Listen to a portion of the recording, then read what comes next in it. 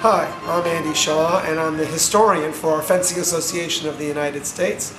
We've, of course, had three different names. In 1891, when we founded the association, we were the Amateur Fencers League of America. And, of course, coaches could not be a member of our association, nor people who sold sporting goods or anything that seemed like they might be taking money. And then in 1981, we changed our name to the United States Fencing Association. And then in 2011, we became USA Fencing. And just want to tell you that I am the third historian for the association that we are. And Alex Solomon was the first historian, and Jeff Tishman was the second historian. And then in around 1990, I became the third historian. And what happened was, years ago, how I got into this, in case you're interested, if you're not, you'll have to listen anyway. I was at a tournament upstate New York, and sometimes you'll see some elderly people at tournaments and you can tell it's the grandparents. Other times, if you look carefully at people, you can tell they're thinking all kinds of other thoughts and they're probably experts. And I was sitting next to this man and he was watching, it was either a young Felicia Zimmerman or a young Ira Zimmerman. And I think it was young Felicia. And she did just a gorgeous para post. The way she took the blade was beautiful. And I was looking at her thinking, that was fabulous. And this old man next to me said, did you see the way she handled the blade, the way she came off the blade? He said it was a fine, fine way that she came off the blade. And I thought, now this old man over here is probably a very famous fencer. But look at me, I said to myself, how ignorant I am. I have no idea who he is. And I was embarrassed at the time to ask him who he was. Now I wouldn't be. So I started going around the room and saying, who is that guy? Oh, they said, that's Durnell. I said, and what can you tell me about him? Oh, he's a lovely man. I said, no. His past. Oh, he helps out at the club over here in 914 area code, wherever we were. So nobody in the room knew anything about him. They said, oh, he's very good. Well, of course, he turned out to be, he made 4 Olympic teams. He was the national champion 3 times. He was the founder of our first periodicals of fencing. He was, an amazing famous fencer. In fact, over here, you can see Durnell Every announcing the awards for the 1950 Nationals, where Danny Buchantz is taking the foil team trophy with Nat Lubell over here. And in fact, here is the foil team trophy. This trophy was donated in 1906. It was given to the Amateur Fencers League of America by Robert Stoll. Yeah, I'm going to have to move on quickly because I can't take 10 years with this, but I'll tell you that Robert Stoll was a gymnast, a 5-time national champion at the New York Athletic Club, and he had a silver, gold, and medal place in Lower Manhattan. There were 3 famous donors and places where people got medals in those days, besides Tiffany's, of course, which has a trophy department. And they were Crichton Brothers. Crichton Brothers was where we purchased these 2 women's awards in the 20s. And then these 2 awards here, this is the men's epee championships for Division I and the men's saber for Division I. These 2 are from Howard and Company in New York. That's Crichton Brothers, Howard and Company. And these 2 beauties, notice with the Cavalier, which was our symbol, are from Robert Stoll and Company. Now this one, notice the French style, was donated by a Francophile named John Sanford Soltis. John Sanford Soltis donated many, many, many things in the world, including the statue of Joan of Arc on Riverside Drive. This beautiful thing was donated by John Sanford Soltis for the men's epee team. And John Sanford Soltis was the son of a steel baron in America, and he was the largest stockholder in Bank of America in 1900. So many of these were donated. Some were purchased, mostly donated, and I don't know what company made these 2 silver trophies, but these are some of the Division I awards in fencing that just stay at the museum. They're given out at Division I events, and then they come back to the museum. I have a lot of very interesting artifacts, which we don't have the time to go into, nor are most people interested. But I do have, like, the original registry for the Fencers Club there, and it's of course written in script of all the original members and their addresses and how much they paid to be a member. I also have the original constitution of the AFLA and the minutes going for about 5 or 10 years. And besides that, I have original masks going back to the 1880s and many other artifact shoes. The only remaining capteur that was used for saber when it became electric in the late 1980s. And that just gives you an idea of some of the things. Art Deco copper plate made with fencers around it from around 1930. And of course, during the Art Deco era, it was not called Art Deco. It was called the Modern Era. I've got a collection here of Nat Lubell, was a national champion, Olympian, and I've got a collection of his medals that I had to buy on eBay and fight all kinds of collectors for. And I've got a plaque and a beautiful picture of him with Goldsmith, Giolito, Krieger, just a whole group there, Axelrod. This is a single stick jacket. Single stick is a very heavy jacket used for single sticks, which is like a broom handle. And this was very popular in America in around 1900. We even put it in the St. Louis Olympics in 1904. And we took all the medals because no other country used single stick, where you beat people from the knees up with a broomstick extremely hard. You can see the mask had to be extremely heavy to handle this. It's in absolute mint condition except for the stick. I also have some single stick gloves down there and another single stick mask. Here is the medal for the only man in history in the United States Fencing Association, AFLA, or USA Fencing to win all three weapons in the same year. Charles George Boettner. It's spelled B-O-T-H-N-E-R. We don't pronounce the T-H the way Americans do. And Charles Boettner worked for a piano company. He was with the Central Turnverein, and then he ended up at the New York Athletic Club. And I have his first medal from 1892, which is our first national championships. This was donated to me, this medal, by George Mason. And I have one of the prototype masks here that Ben Zivkovic, we call him Zivkovic now in America, again, because we don't pronounce anything. And this is his prototype mask he donated to the museum in '07. Here we have one of America's great people, John Randolph Huffman, who was involved in the development of the atomic bomb. As awful as that might sound, he was a scientist and a physicist. And he was not only the Danish national champion, but he won 15 medals for the United States in the nationals. And I have a number of them here, 8 of his gold medals here, including his 3-weapon individual medal. And he was also the president of the U.S. Fencing Association, our 6th president.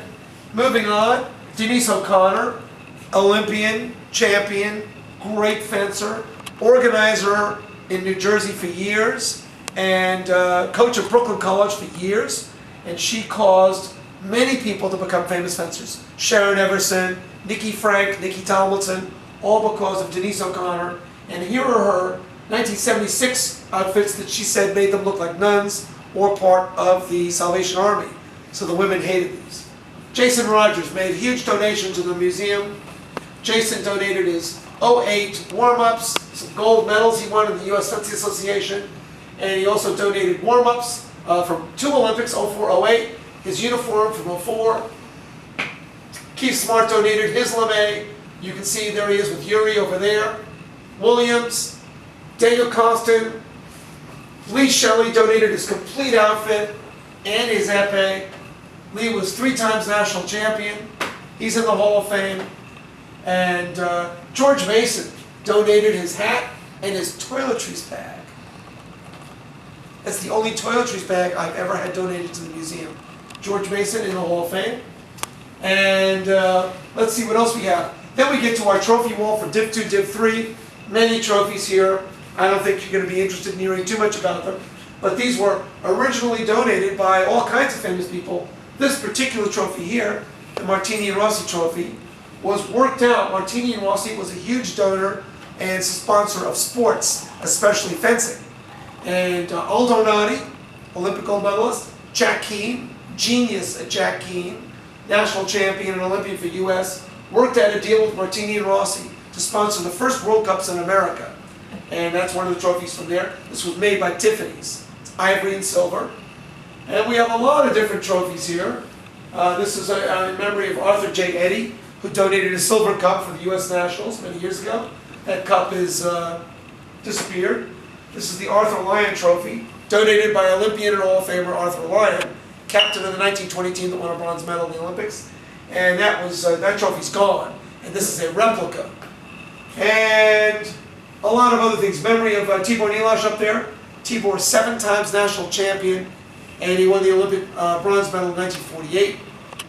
And many other greats. Marion Lloyd Vince donated a black marble trophy that she won in the 30s. And she's a 3-time Olympian. And we lost that trophy somehow during the years. So I bought a 1930s piece of black marble and made a trophy for her. René Panchard, great coach of the Fetchers Club. And here you have Leo Nunes. There's a great picture of Leo Nunes.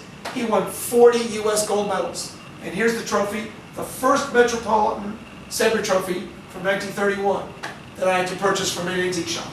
So Karl Borak donated his warm-up here. Here's a picture of Karl when he won the national championships, holding the cup, and with his coach Mel North.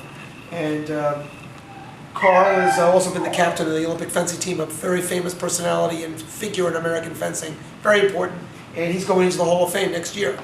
Over here you can see I have every rule book that was made in history. Going back, I have originals. So, shh, dogs be quiet. And we've got the original from 1891, and we go 1893, 1895. I even have letters, ledgers. I've got everything you can imagine in here. I have little notices of meetings, all kinds of things that I've dealt with, and all of these I've hand typed into the computer. And here we have a shirt that I found in a used clothing store, and it's actually 1965 national champion Bob Russell against Giorgio Santelli's wife, national team champion Betty Santelli, in a shirt. That's a famous picture. Leszek Stawicki in Louisville, one of our great coaches. And this is his warm-up from Poland. We move along over here. I've got Olympic things, all kinds of memorabilia. I have a postcard collection. And over here, Michel Mamluk was twice president of U.S. Fencing. And he's the one that started having a professional office and staff with Carla May Richards getting involved. And this is a saber that his father, that Mamluk's father in Egypt was given by an Italian master in Alexandria, Egypt. Our first president of U.S. Fencing, Dr. Graham Hammond, was a world-famous man, not only in fencing, but in neurology. He was the president of the U.S. Olympic Committee, president of the whole New York Athletic Club, and he was our president for 34 years. Over here we've got Gus Heist is in the Hall of Fame, multinational champion fencer, and this is his family donated his equipment to me. I even have some of his blades all wrapped up. Some of them have pineapple points, others are Pointe d'Arrêt. And you can see here his Heist here, and a part of the Olympic team, and he was wounded in World War II. That ended his fencing career. We have a lot of artwork here, Kalaman and Nunes. Over here we have some memorials for people who unfortunately died of unnatural causes. All-American Dan Tishman from the famous Tishman family. Maria Sarah Tishman was tied for second in the Olympics. He was shot in a bank robbery. George Kalaman, 9 times U.S. national champion, died in the crash of a dirigible off the coast of New Jersey in the Akron fire, and that went down. Kalaman's one of our greatest fencers in history, died at the age of 33. His wife was pregnant. He never met his child. Here's the great Tibor Nilash. One of the trophies is named for him. And this is his obituary written by Robert Bloom, who's also, Bobby Bloom is in the Hall of Fame also. Leslie Marks made this donation of her uniforms from World Championships and Olympics, including her mask, her pager when they had pagers, and of course here's the National Epée Trophy, which she's on. I have her bio over here. Then we have a uniform that was given to me by Iris Zimmerman. Iris, of course, is our first modern-day world champion. And Iris is also a multinational champion. And next to her, teammate, Ann Marsh. All 3 of these women ended up fencing for Rochester. And coming around here, so Ann Marsh donated the warm-ups. Over here, we turn to Michael Marks. Michael Marks, 8 times national foil champion, tied only by Joe Levis, who also won 8 titles. And Michael gave me his warm-up, his shirt from '84 Olympics, and his suit from '92 and '88. And of course, Michael won the JOs when Robert, his brother, also won the JOs at épée. Then Michael won the national championships, and so did Robert. Michael made four Olympic teams in foil, and an Olympic team in épée. And then just a lot of historical stuff. We've got a lot of pictures of women back in history, and these women were related to Florence Ziegfeld, really, who did the Follies. And Florence Ziegfeld's wife, Anna Held, produced a show, and it was the Fencing Girls on Broadway in New York. And so there's a lot of women being used in the media in the 1890s. That's the University of Pittsburgh class taught by George Postgate. And George was the national champion in saber. And he grew up on the Lower East Side and learned defense because he had to defend himself with an umbrella. And umbrella fighting turned him into a saber champion. Over here, Ralph Goldstein. Ralph Goldstein was the editor of the magazine. He was the captain of the Olympic team, multi-Olympic teams, national champion. Actually, you know what? He actually never won the nationals, but he was one of the top fencers in the United States. Captain of the 60 Olympic team, editor of American Fencing, and the 48 and 56 Olympics, he fenced in épée. And here's Ralph during World War II. He was the Midwest champion in all three weapons. And he fenced for Santelli's. This is his wonderful uniforms. And you can see his bag here. And his stuff. There's his Olympic outfit. Donna Stone took 5th in the World Championships in Denver in '89. And she's donated her warm-up suit here. You can see it from the '89 World Championships. You all can see her uniform, bathrobe, and of course she took from Tony Orsi and also Jerzy Zimski out at Santelli, New Jersey. This is also her bag from there, so we're very thankful for Donna for that. Over here we have Joanna DeTuscan, 1936 national champion from Detroit, and she was thrown out of U.S. fencing at the end of winning the nationals. She was accused of being a professional because her husband was a coach. She never fenced again, and she toured the world doing professional shows. Zadok Longenbach donated his Olympic outfit there. Michelle Allo from the New York Fenchers Club donated warm-up and uniform. His daughters, Patricia and Miriam. Here we have 4 more Olympians who've donated to our museum. Over here you have John Normile. John gave us his parade outfit and his warm-ups. And John has an incredible record in épée with the New York Athletic Club, and before that Columbia. And of course he was trained by Bill Reith in Cleveland, Ohio. Cliff Bear, there's his Olympic jacket and 2 ties from the '96 and 2000 games. Look at the vintage, perfect 1964 warm-up that Joe Burns has donated. And Joe Burns is still armoring at Nationals and JOs. Dan DeShane over here. The 2 Olympic armorers who are in the Hall of Fame. And back out on this side, we have over here Ed Carfagno. Ed Carfagno is one of only 3 men to make the Olympic team in saber from California. Ed made the Olympic team in 1940. Did not make go to the Olympics because we canceled for World War II. But he's more famous even. He won 3 Academy Awards as an art director, nominated for 13 Academy Awards. Ed Carfagno. And this equipment I bought at a yard sale for $10. Yep. Kiwa Cedroni went into the Hall of Fame. This is actually the first uniform I collected from his widow, Anne Van Dukteren, who had met him on a train going to the Olympic trials in Boston many, many years ago. And he was involved from Columbia with Scrobish and Baker in making the first machine that was used in the Olympics. And they got a lot of publicity for that. And Alessandroni is a 2-time national champion and a bronze medalist in the Olympics. Up here, Teddy Levin donated his lame after he won the national under-19 championships, trained by Daniel Costin. I don't know if you can get a shot, that thing has moved over a little bit. And there he is with Daniel Costin. And Teddy Levin is now coaching with Daniel at Avant-Garde Fencing in Los Angeles. Got that okay? All right.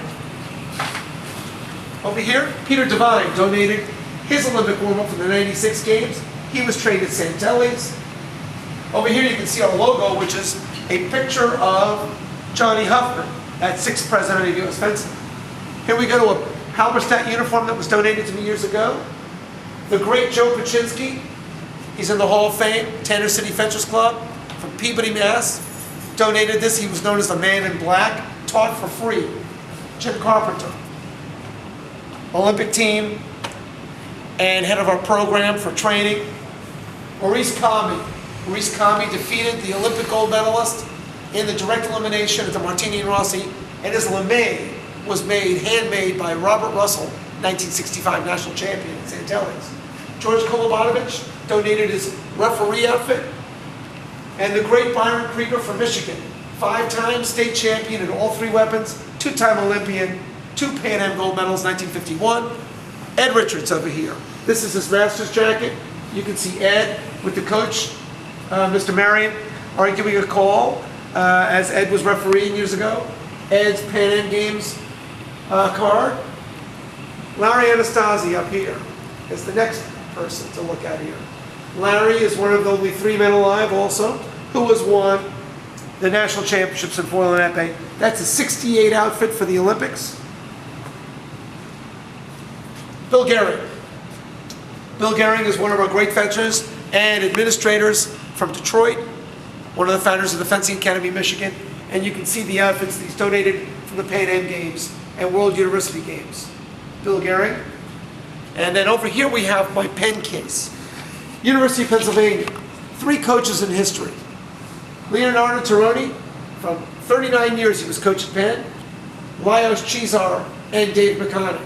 And in here you can see I have stuff. The teaching saber from Dave McConaughey. I've got guards handmade by Cesar. These are Cesar's pants that he wore. And here's some trophies from Tironi's Fencing Club in Philadelphia. Now I also have original letters and correspondence of all kinds from our league going back in time about whether people are professional or not. Many, many letters, handwritten, that I have collected over the years. So I keep all of this here, and I try to put as much as possible on the internet. I also have thousands of pictures, lithographs, and artifacts going back in history. So I have just enormous numbers of notebooks filled with them, thousands of things. And as we go back over here, you can see my San Jose State. This is the Olympic warm-up. You can see from the 80 Olympics, which we boycotted. That's as close as I can get to making a woman look like Gay Jacobson and Gay DeSaro, because she was a national champion under both Gay Jacobson, her maiden name, and Gay DeSaro, her first married name. And then all the ones with big hair are Vinnie Bradford. Vinnie these are 3 of her Pan American Games outfits, and she was on the '84 team. And this is Stacy Johnson, who had an incredible college career. They all were at San Jose State, dominating the field, and their coach was Mike DeSaro Sr., of course. Over here we have a display of one of the great champions from Chicago, Alfred Sauer. And some of the pictures of him, Sherman Hall, another great Hall of Famer. And George Worth, this is the tuxedo that he wore at the Olympics to referee. I have also some of his medals and awards, but I wasn't able to finish his display. This is one award of George's. And here's a silver award he got from Canada. And so I have a carpenter finishing the display unit for me. And then back over here, we have just a few more items to look at. On this corner, we have an unused Olympic warm-up from the Sydney Games in 2000. And then Bobby Bloom donated his jacket and his hat from the '64 Olympics. Bobby Bloom worked as the Assistant Attorney General for the state of New York till he was 81 years old, just retired. And up here, Jan Romrey. Jan Romrey, 10 times national foil champion. That's a record for all men and women. She made 6 Olympic teams, and in between, of course, gave birth to people. And this is her uniform made to teach Steve Allen on the precursor to The Tonight Show how to fence. They had to use another color. They couldn't see the white outfits. And over here we have Albie Axelrod, who won the bronze medal in the Olympics in 1960. Here he is signing autographs at the '64 Olympics. And here's his coach, Alec Hurd. And this is one of Albie's gold medals that he gave me. Here he is on the stand, taking 3rd place at the Olympics in 1960 in Rome. And there you have for an overall view of my museum, and thank you for watching.